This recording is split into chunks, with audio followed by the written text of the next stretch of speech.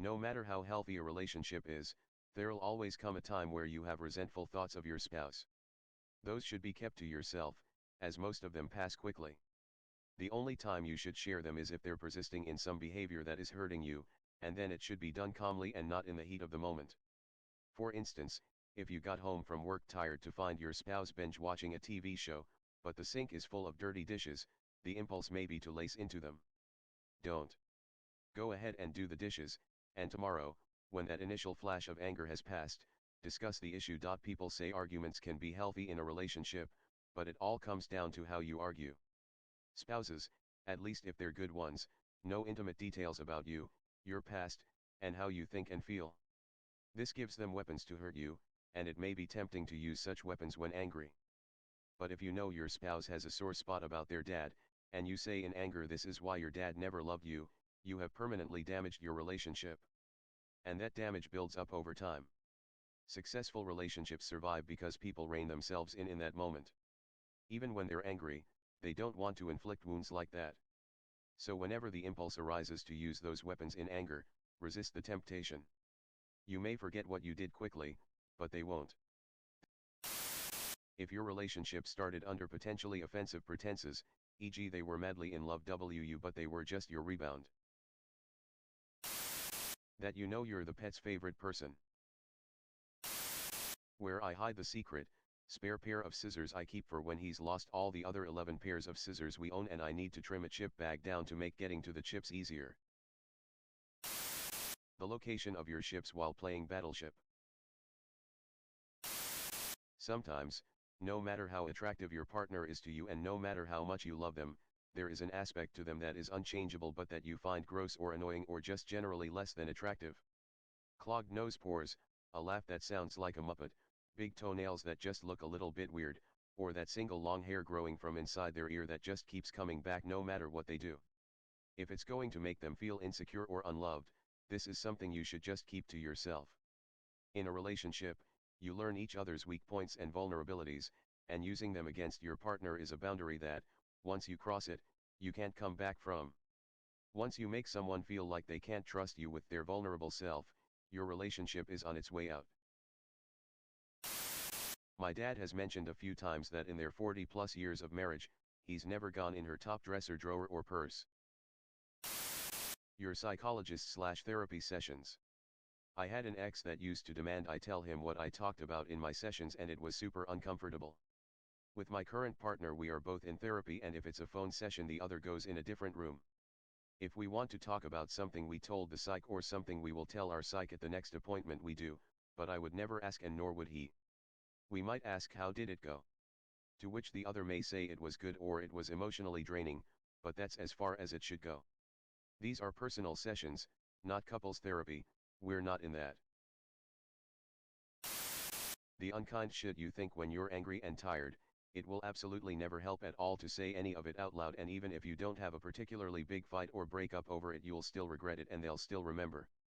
Possibly also what you think about how hot other people are, depending on how jealous/insecure your so is. If she poops on the table while birthing your child, no she fucking didn't. My wife is sensitive about animals, so anytime I see/read some sort of tragedy related to an animal, I hide it from her. My steady supply of jokes. I set up my Android to send me a joke every night at 5 p.m. and I tell it to my husband later on, before I jump in the shower. He always asks where I'm getting this stuff from and I just laugh and shut the bathroom door. I would like him to continue thinking of me as this endless joke fairy for the rest of our lives, smiley face. That I know you keep a secret stash of chocolate in the Tampax box. Not my business. I do 12-step stuff, and I won't tell her what I hear in the rooms. Whether or not I like my butthole licked. It's not something you should share with my mom when you're losing a game of Uno, Molly. Things that you don't like about their body. They just don't need to know. If you are concerned about their health or hygiene that warrants a conversation but making comments about physical flaws completely unnecessary. The huge penis of your ex-boyfriend and how much more satisfying it is to have someone with a normal one. Trust me. I know it's not logical but no dude wants to hear that. Don't question it, just trust me. Even though my wife and I have been happily married for 6 years, we decided we would never go for a shit while the other is in the shower. We're just not going there. Where your secret stash of band-aids is. I don't know about the rest of you, but my wife and kids will go through an industrial size case of band-aids faster than you can say supercalifragilisticexpialidocious, and the twice a year I actually need one, they're never there. My midnight snack stash. I don't have any, but I think I should have some. The number of packets of crisps I eat in an evening. If I don't know the answer, she shouldn't either. It's not that it should be kept private, as in forcefully, but I believe both persons in a relationship should have privacy in their devices. My so has all my logins and passcodes for my phone and tablet, but this doesn't give her the right to go snooping for stuff that will never be there. She can totally grab my phone, if it's nearest, to search on Google, or grab someone's phone number. But we've agreed that if either of us snoop, you better be sure that there's going to be something to find, because if there isn't, then you deserve the trouble that you've caused. How many Lego Death Stars I have bought? This is a really subjective answer, and I'm sure Reddit will disagree, but for me, bathroom time. I got 3 kids, and one of them is my full-time responsibility as her mom isn't around. I live and breathe for my kids and I love them, but doing my morning and evening bathroom events, I really love the solitude. The last few women I dated were great, but they would just kinda barge in no matter what I was doing. To me, showering at the end of the day, brushing my teeth, using the toilet are all kind of zen for me. I just don't like sharing a shower or being interrupted while doing so. That's just me. I'm single, so maybe there's a reason for that. Edit, for those saying just lock the door, I want to say my daughter is almost 5. When I shower, I can't just leave her alone. That's how horrible accidents happen. Yeah, she can pour herself water and use the potty alone, but I can't shut her out. If she has a problem, I need her to be able to come in. I live alone and her brothers are only around ever so often due to custody orders. Locking my bathroom door just isn't a good idea with a toddler running around. She sits on my bed and usually watches TV while I shower. I don't know if the women I've dated just saw this as an open opportunity, but locking the door to my kiddo just isn't a good idea. My ex-wife used to interrogate me after every therapy session I had. Edit, you people are amazing. I never expected to get this much support. Thank you all. Journals. My partner writes in one every night before bed and I have no idea what any of it says. If she wants to share with me, she can. Those are her private thoughts and feelings until she decides differently. Same goes for me. My girlfriend told me how much bigger her ex is compared to me. Ladies, for the love of God, don't do that. Things you aren't ready to talk about yet. I have a lot of trauma and I'm not always ready to talk or explain. However, I'm lucky my partner respects that and has let me open up at my own pace. Your RuneScape password according to the RuneScape Stronghold. How many times you look at your vagina with a mirror? If your so has been in combat, don't ask about the details. In the unlikely event they want you to know, they'll tell you. This is not to say they should not seek / you should not encourage them to get the appropriate medical support, nor is this to say that you shouldn't know they've been in combat or listen to them if they experience emotions around it. However, seeking out the details are a red line of inquiry. ETA, fellow Redditors have made good points in response to this, and it's important to note that I deliberately call out details as the red line.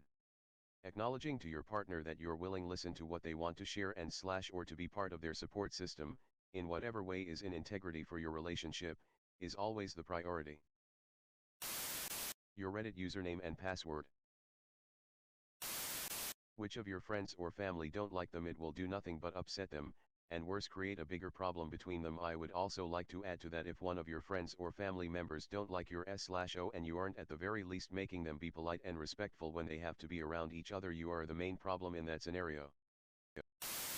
A couple of years ago we found a pigeon in our garden that had broken its wing. My wife loves all animals, so instantly named it Eric. We took it to a local vet's and they said they would take care of it. I emailed them a couple of weeks later as my wife wanted to check in on it. I got an email back saying it had to be put down because its wing had broken. This would have upset my wife, so I doctored the email reply and made out like it had been released. For 2 years after that, my wife was convinced that a pigeon that came to our garden was Eric. We have moved since and she thinks another one is Eric. I will never let her know the reality of poor Eric the Og. Anything wanted private that has no direct impact on the relationship. People don't need to be sharing text messages, diary entries, detailed itineraries when apart, etc. Any insistence on that kind of sharing is paranoid and unhealthy. Trust is important, as is understanding people may still need their space regardless of relationship status. Edit, obviously there are gray areas. Itineraries are useful because of safety concerns, but that's a trust issue too. You are sharing it with someone you trust voluntarily, rather than feeling coerced into providing a constant stream of data. If you wish to share things, cool, because that's a choice freely made. Confidential work-related things that I'm legally not supposed to tell anyone outside of the project/case. Your methamphetamine production business. I don't like the idea of sharing absolutely everything with one's partner like it's a proof of healthiness. I think it's healthy to maintain some sort of individuality, personal mental space, your secret garden that only you can access. You are not only a couple, you don't only exist through your partner, you also are an individual human being with your own inner world that you don't have to share entirely with someone else, and no one can take that away from you. I feel like if you completely merge with someone else you lose yourself. I don't think that's avoidant attachment style, I'm clearly not. I just think it's normal if my so has things she doesn't want to talk about with me, won't share every single thing. She's not me, and as much as I like to say she's mine, she's not really mine either. Doubts about their capabilities, if they have none themselves. My boyfriend is a go-getter, who is super enthusiastic and optimistic. I'm more analytical and cautious, but he doesn't need me to inject an element of doubt into things. Yes, I'll do anything to protect him, and I've been there for him when he has fallen in the past. But no, I won't tell him if I doubt he'll succeed at something he is attempting. I'll back him all the way, right or wrong. Your second family.